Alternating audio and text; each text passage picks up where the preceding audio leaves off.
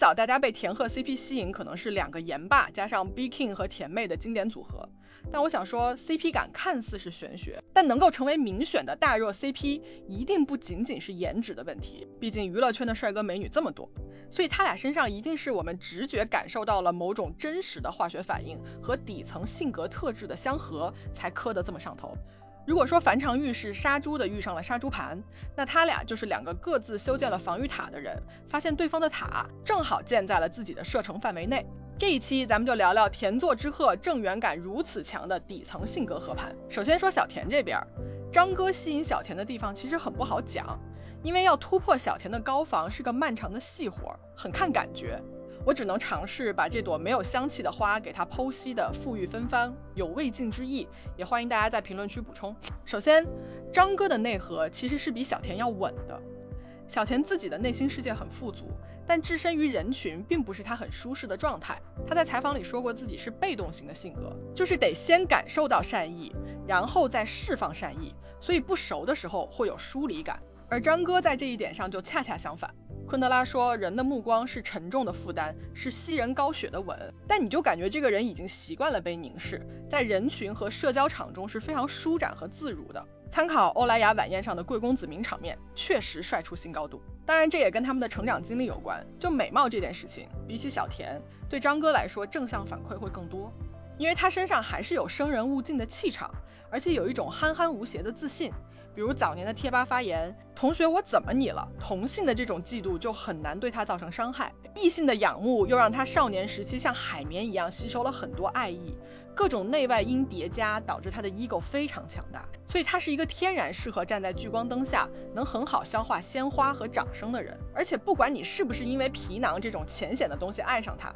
对张哥来说无所谓，因为他自会丰厚自己的内在，让自己接得住这份喜欢。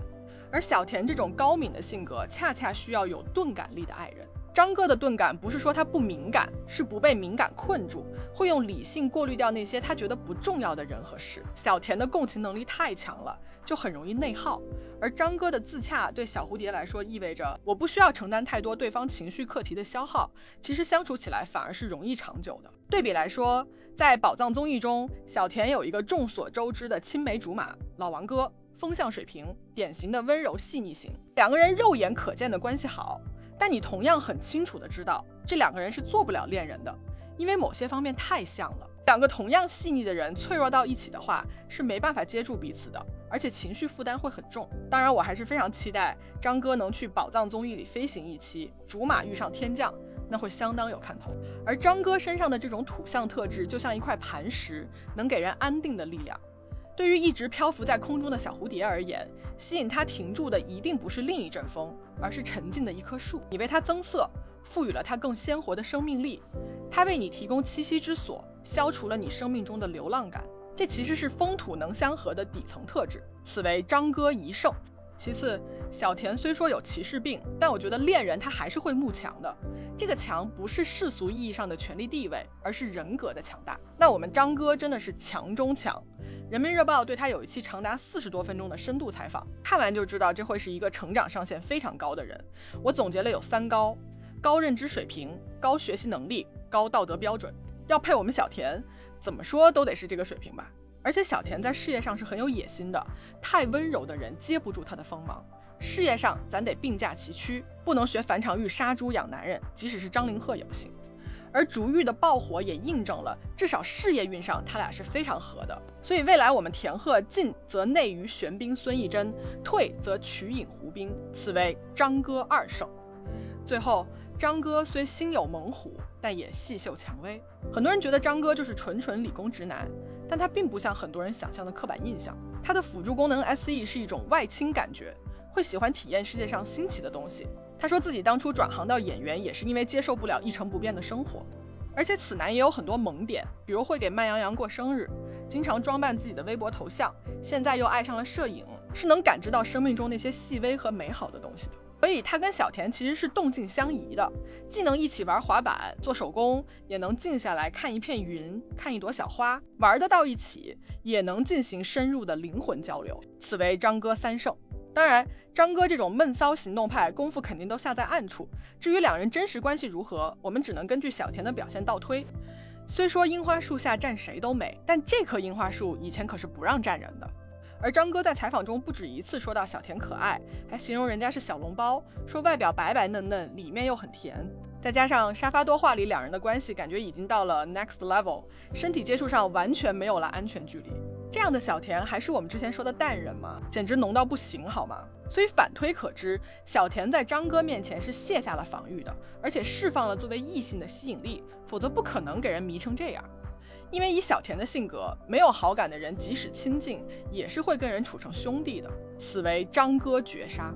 所以张哥非常适配小田的地方在于，小田性格中的每一层都是张哥喜欢和接纳的。他可以放心展露自己的柔软，因为张哥就吃这一套，也可以大胆追逐自己的野心，因为他俩都是事业脑。所以在张哥面前，小田可以放心做自己，不需要伪装，也不需要迁就。这么一分析完，张哥是不是还蛮适合小田的？因为他爱他的柔软，也接得住他的锋芒。而且还没完，更天作之合的地方来了。反过来，张哥在情感关系中最难搞的一点是他的 ego 太强了，就是自我，有点大男人，但是又没到大男子主义的程度，这是他性格中最复杂的一点。而小田这种外甜内郁的性格恰好是最适配他的，没有之一。因为有大男人的那一面，所以会被小田的可爱击中，完全招架不住的生理性喜欢。但是对方又不能拘泥于小女人的角色，处于情感的低位，否则长此以往关系一定会失衡。所以要让张哥感受到被需要的那一面，但是你又不能太过于依附他，你得在提供情绪价值的同时，又得有强主体性，不能被他拿捏，甚至你还要反过来拿捏他。哇，听完会不会觉得真的好稀缺的正缘画像，好难把握的性格尺度，结果让他撞上天菜了。我们小田强中带软，柔中带刚，一款刚刚好适配他的山城甜妹。热情的时候就萌萌的朝你笑，给你撩的大脑宕机，冷静下来的时候专注自身，当断则断。所以我们张哥那么喜欢怼人的人，在小田面前真的很柔和，因为他是尊重小田的，而小田是敢挑战他的。他要是敢拿棱角伤害小田，小田转身就跑，怎么可能给你3行情书的待遇？所以回过头来，他俩正缘感如此强，是在于小田的强主体性和张哥的大 ego 之间正好有一种错位的相合，就是两个人性格当中最矛盾复杂的地方正好跟对方合上了。所以我们在他们身上看到了以往在异性面前没有展现的一面，回到了最纯真的男孩女孩的模样。7字真言真的是有道理的。所以为什么这俩激发了我如此强的表达欲？是因为你完全可以把他们当做一类文学、影视，甚至是情感关系中的典型样本。他们都不是完美的恋人，因为他们首先是自己，而且都是那种有自己的课题要完成的人。但同时，他俩代表了一种理想的爱情模式，那就是人格层面极度平等，势均力敌，没有谁去向下兼容谁，是一种独立成熟的现代人的情感模式，同时又兼具小说的好磕方位。所以能磕到田作之鹤的是有品的，民选大热 CP 的背后从来不是玄学。这俩不2搭3搭继续勾勾搭搭，真的对不起群众雪亮的眼睛啊！记得点赞关注哦。